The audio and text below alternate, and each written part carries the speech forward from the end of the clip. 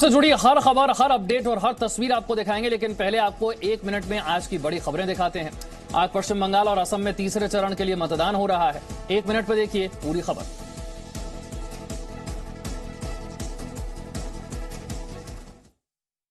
तीसरे चरण के लिए मतदान किया जाएगा। पश्चिम बंगाल के तीसरे चरण में कुल 31 सीटों पर मतदान किया जाएगा। इन 31 सीटों में हावड़ा, हुगली और दक्षिण 24 परगना की सीटें शामिल हैं। वहीं असम में आज 40 सीटों पर मतदान किया जाएगा। असम में कुल 337 उम्मीदवार चुनावी मैदान में हैं।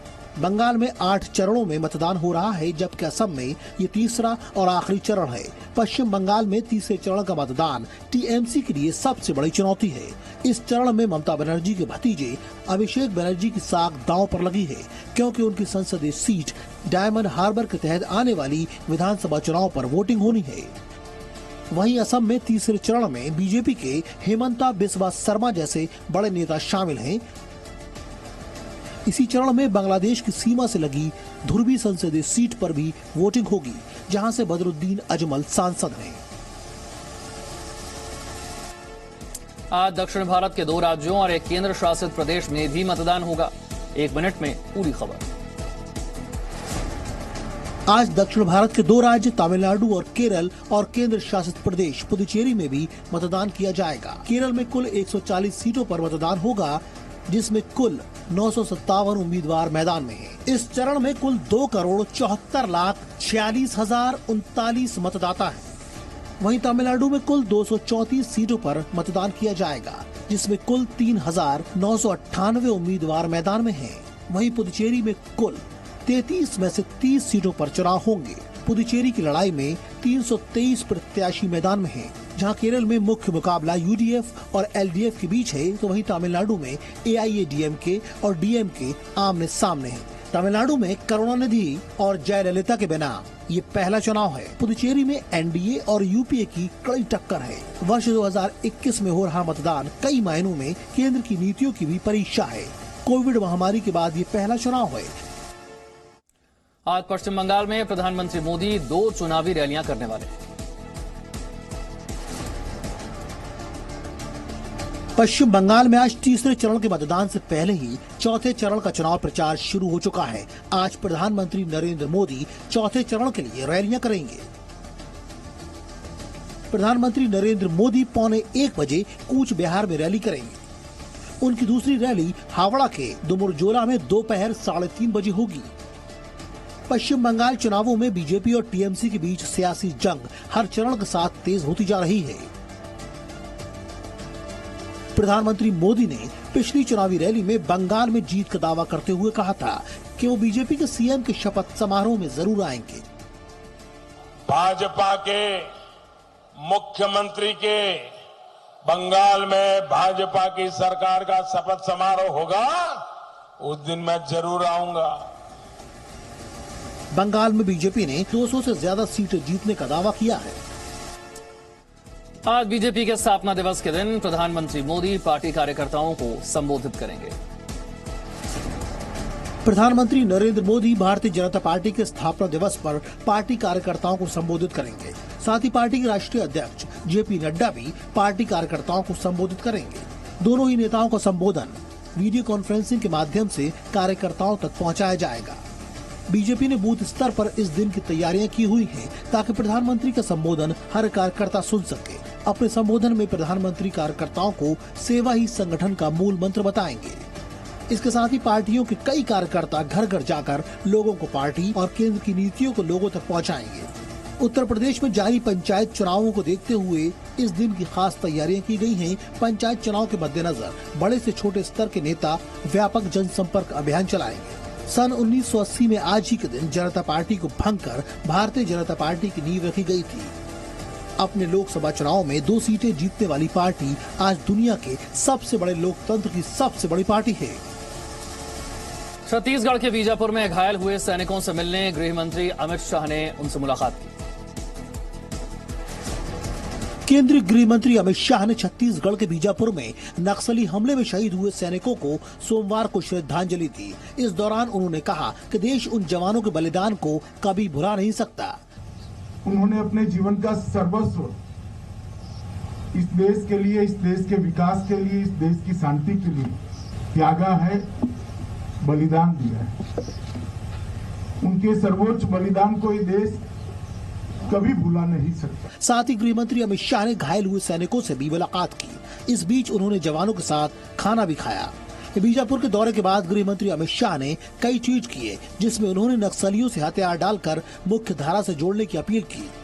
इस पूरे क्षेत्र की गरीब जनता जो नक्सल समस्या के कारण विकास से वंचित है, उनके अधिकारों और भविष्य के लिए हमें लड़ना ही पड़ेगा। मैं आज भी कहता हूं, जो हथियार डालकर मुख्य धारा में आना चाहते हैं उनका स्वागत है, लेकिन हाथ में अगर हथियार है तो हमारे पास भी कोई और रास्ता नहीं बचता है। बॉम्बे हाईकोर्ट के आदेश के बाद आज सीबीआई की टीम परमबीर मामले की जांच के लिए मुंबई पहुंचेगी।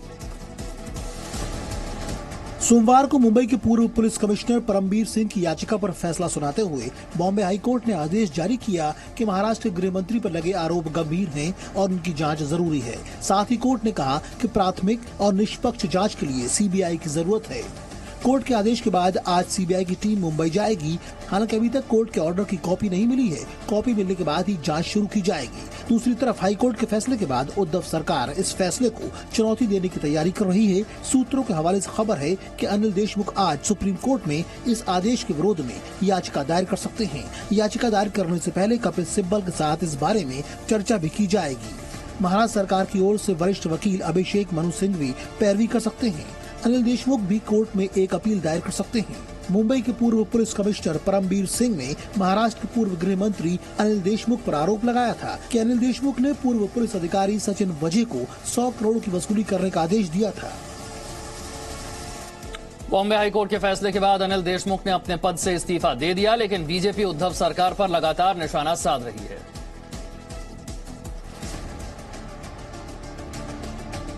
बॉम्बे हाईकोर्ट ने सीबीआई को जांच करने के आदेश दे दिए हैं, मगर इस आदेश की कॉपी आने से पहले ही अनिल देशमुख ने अपने पद से इस्तीफा दे दिया। लेकिन बीजेपी ने इन दोनों मुद्दों को लेकर उद्धव सरकार पर निशाना साधना शुरू कर दिया। केंद्रीय मंत्री रविशंकर प्रसाद ने सवाल किया कि इस मामले में सीएम उद्धव ठाकरे कब बोलेंगे। वो शरद पवार से अनुमति लेने गए और जाके मुख्यमंत्री जी को अपना इस्तीफा सौंपा, लेकिन हमारे उद्धव ठाकरे जी कब बोलेंगे? उनकी खामोशी कई सवाल खड़े कर रही है। केंद्रीय मंत्री प्रकाश जावड़ेकर ने महाराष्ट्र सरकार पर चुटकी लेते हुए ट्वीट किया और कहा कि इस इस्तीफे से उद्धव सरकार बेनकाब हो गई है।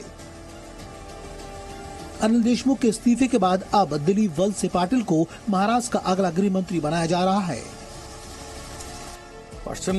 पश्चिम बंगाल के कोयला तस्करी मामले में गिरफ्तार किए गए अनूप माझी पर ईडी ने बड़ी कार्रवाई की है। पश्चिम बंगाल में कोयला तस्करी में गिरफ्तार अनूप माझी पर सोमवार को ईडी ने बड़ी कार्रवाई करते हुए लगभग 1066 करोड़ की संपत्ति जब्त कर ली। जब्त की हुई संपत्ति इस्पात कारखानों से संबंधित है। सोमवार को सीबीआई ने कोलकाता दफ्तर में कोयला तस्करी मामले में अनूप माझी उर्फ लाला सहित 3 लोगों से पूछताछ की थी। अनूप माझी से अब तक 4 बार पूछताछ की जा चुकी है। जांच अधिकारियों का दावा है कि कोयले और मवेशियों की तस्करी का कारोबार 2000 करोड़ से भी ज्यादा का है। अब जांच एजेंसियां ये पता लगाने की कोशिश कर रही हैं कि कोयले की तस्करी के तार और किन किन लोगों से जुड़े हुए हैं। इस मामले में सीबीआई ममता बनर्जी के भतीजे अभिषेक बनर्जी की पत्नी रुजिरा बनर्जी समेत उनके रिश्तेदारों से भी पूछताछ कर चुकी है। इस पूरे मामले पर अभिषेक बनर्जी ने ट्वीट कर केंद्र पर निशाना साधा। और अब देश भर का कोरोना अपडेट 1 मिनट में। देश में इस साल पहली बार कोरोना के मामले 1 लाख के पार पहुंच गए। तो 24 घंटे में देश में 1,03,558 नए मामले सामने आए, जबकि इस दौरान 478 मरीजों की कोरोना से मौत हो गई। वहीं पिछले 24 घंटे में 52,847 लोग इलाज के बाद ठीक हो गए। भारत में कोरोना के कुल 1,25,79,067 मामले सामने आ चुके हैं। इनमें से कुल 1,16,82,136 लोग ठीक हो चुके हैं। देश में एक्टिव मरीजों की संख्या 7,41,830 हो गई है, जबकि अब तक भारत में कोरोना से कुल 1,65,101 मौतें हो चुकी हैं। देश का रिकवरी रेट 92.80% है, जबकि मृत्यु दर 1.32% है। उधर कोरोना के बढ़ते मामलों को देखते हुए केंद्रीय स्वास्थ्य मंत्री हर्षवर्धन सिंह ने आज 11 राज्यों और केंद्र शासित प्रदेशों के स्वास्थ्य मंत्रियों की बैठक बुलाई। दिल्ली में कोरोना के नए मामलों की संख्या थोड़ी कम हुई। दिल्ली में कोरोना के नए मामलों की संख्या कुछ कम हुई है। पिछले 24 घंटे में दिल्ली में 3,548 नए मामले सामने आए, जबकि इस दौरान 15 मरीजों की कोरोना से मौत हुई। वहीं पिछले 24 घंटे में 2,936 मरीज इलाज के बाद ठीक हो गए। इनमें से 6,54,277 लोग इलाज के बाद ठीक हो चुके हैं, जबकि एक्टिव मरीजों की संख्या 14,579 हो गई है। दिल्ली में कोरोना से कुल 11,096 लोगों की मौत हो चुकी है। सोमवार को दिल्ली के सीएम अरविंद केजरीवाल ने प्रधानमंत्री मोदी को चिट्ठी लिखकर अनुरोध किया कि वैक्सीनेशन पर उम्र की सीमा और टीकाकरण केंद्र खोलने की शर्तों को हटाया जाए। हालांकि देर शाम सीएम अरविंद केजरीवाल ने ट्वीट कर ये जानकारी दी कि अब दिल्ली में 24 घंटे टीकाकरण होगा। दिल्ली में आज से सभी टीकाकरण केंद्रों में से रोजाना 1/3 केंद्र रात के 9 बजे से लेकर सुबह 9 बजे तक भी खुले रहेंगे। और इसी के साथ वक्त एक छोटे से ब्रेक का है। Presenting B News app, available on Google Play and App Store. Download it now.